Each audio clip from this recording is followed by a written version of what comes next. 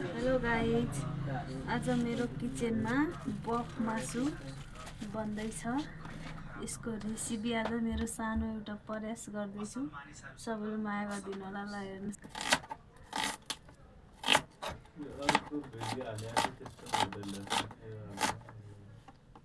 प्याज हाल्यो, यता लसुन छ, लसुन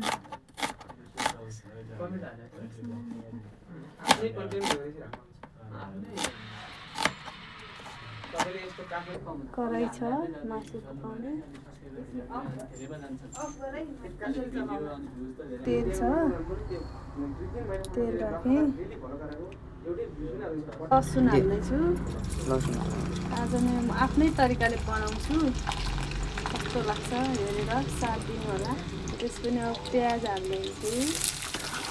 प्याजलाई एकछिन रातो हुन्जेलसम्म भुट्नुपर्छ।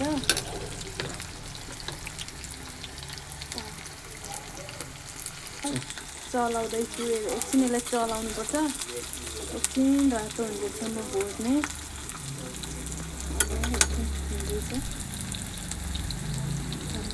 ल यता प्याज चाहिँ रातो हुने गरी भयो, भुट्यो। अब चाहिँ मासु राख्दैछु म।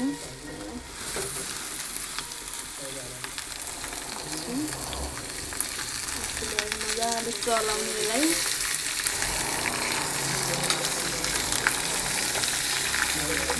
चलाइदिने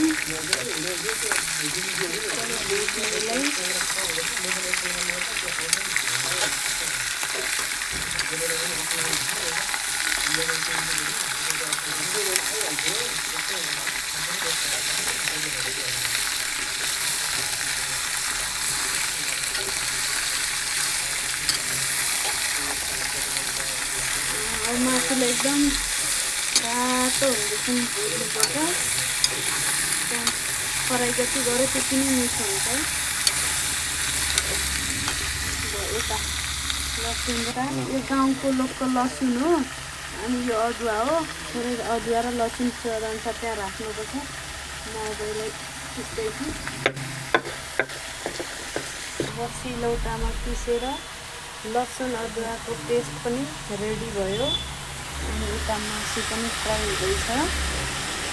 हेर्नुहोस्, अब मासु यतिको फ्राई हुँदैछ। अब मसला हाल्दैछु म। अब लसुनको पेस्ट हाल्दैछु फर्स्टमा।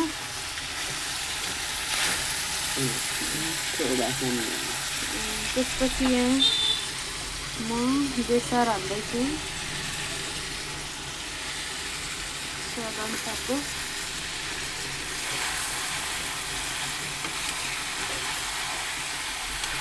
त्यसपछि जिरा धनियाँको पाउडर धुलो मसला हाल्दैछु। अलिकति बेसार सक्दिने। त्यसपछि स्वादअनुसारको नुन, खोर्सानीको धुलो, खोर्सानीको धुलो, नुन। अब मैले मसला नि हालेँ। अब चलाउँदैछु मजाले। मैले सबै मसलाहरू हालेँ। अब यतिको हुँदैछ मासु। यसलाई अझै मजाले चलाउनुपर्छ, एकछिन पाक्न दिनुपर्छ। यसमा टमाटरहरू धनियाँहरू एड गर्नुपर्छ, त्यो गर्न बाँकी नै छ। टमाटर मैले धोएर रेडी गरेको छु। अब काट्नुपर्छ यसलाई। टमाटर काट्नुपर्छ, यसलाई काट्न गइरहेको छु।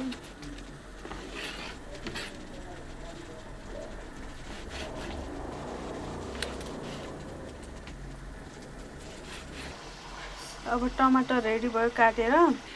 टमाटर पनि मैले एकछिन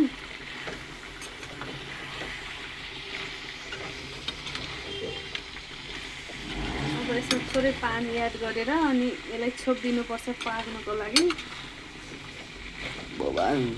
अनि एकछिनमा रेडी हुन्छ खानाको लागि। एकदम मिठो हुन्छ गाइजहरू। हेर्नुहोस्, तपाईँहरूले मेरो आजको सानो भिडियोलाई कस्तो हुन्छ।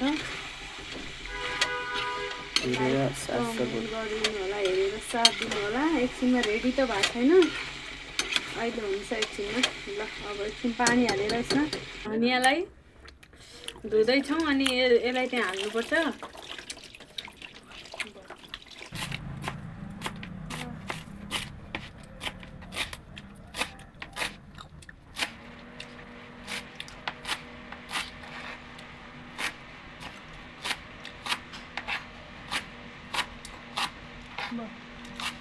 त्यहाँ पक्ने हो राख्ने।